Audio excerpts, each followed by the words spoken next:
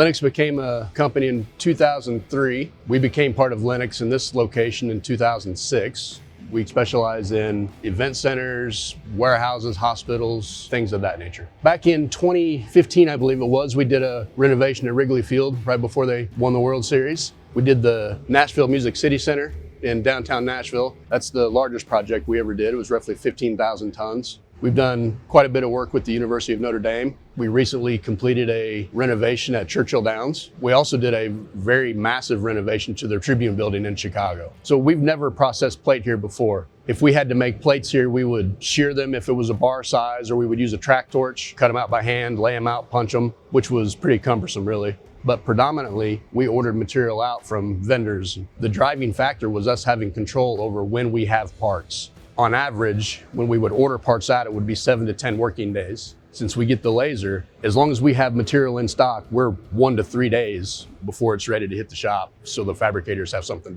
to work on. So it's been an absolute game changer. The difference between plasma and laser is pretty tremendous. Just using half-inch plate as an example, laser seems to be about 3 times faster in processing than what plasma is. I know that we have done some 9/16 diameter holes in 1 1/4" material. There was no coning, no distortion. They came out great. This machine in particular does a great job of scribing. Our guys can see the part numbers from several feet away, which makes it very, very simple to gather parts. We haven't had any true issues with the machine, right? The WeChat that you guys have given us access, that's been amazing. You get almost instant feedback. And then as far as ordering consumables, tips and things of that nature, if we order them on Monday, Wednesday or Thursday, we've got them. Yeah, it's been great.